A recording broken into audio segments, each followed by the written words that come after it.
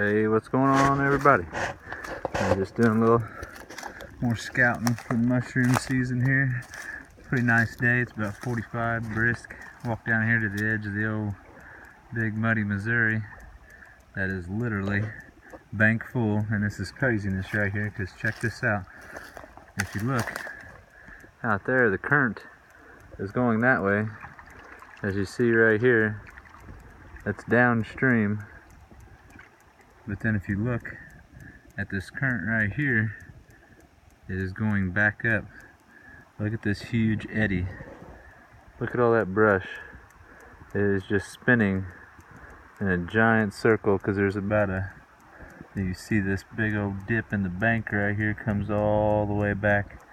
It's like this is about close 4 or 5 feet from the edge. Yeah, it's probably way close enough. But yeah, it's pretty wild looking. It's getting to be about to hop out of its banks. That's what I was really curious of, if it had already came out of its banks and ruined all this bottom ground up here. This is all conservation ground here at the confluence of the Osage. But yeah, it's pretty wild. It looks like a cooler or something floating on some of that stuff out there. Yeah, the Missouris, haven't looked at the feet there for a while, but it's way up there. Like I say, it's literally, most time if you walk over here and look down, there's about a 10 or 15 foot bank right here you'd have to jump down to if you wanted to get down to the water's edge.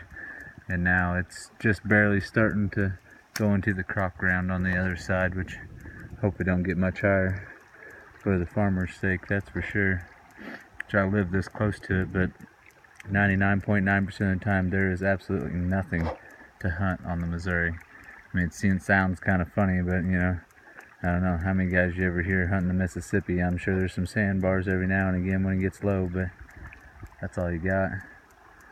The winter of 13 into 14, or if it was 12 into 13, when it was -10, you could walk right out on it. All the sand was froze, all the water was froze. It was just so unbelievable. Now it's like 2-year drought in a row, 12 into 13, and I couldn't believe you seen sandbars in front of the bridge, like where Dang Creek comes out and stuff. It's like, man, I was like, I've never seen that in my life. And then you look back at the flood records, and oh yeah, it's been that low twice in the last 105, 10 years, something like that. Like, well, there's my once in a lifetime chance. Should have took better advantage of it. You don't realize. But yeah, there's your logs. Heading back upstream and heading back downstream. Pretty wild. There's a shopping bag. Very hard to see that. But there's a shopping bag sitting on top of that brush out there, straight up and down, like somebody just walked out there and set it there. In a perfect circle of right there, a giant whirlpool. That is freaking wicked.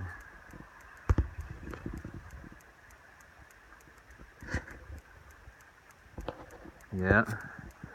Don't underestimate the power of the beast. Look at the shopping bag. It's on this side now. And it's still pretty hard to make that out. Alright, folks. If you live in a flood area, I feel sorry for you. But that's why you build up in the hills. I would never live in a floodplain of any sort. Alright, folks. Take her easy.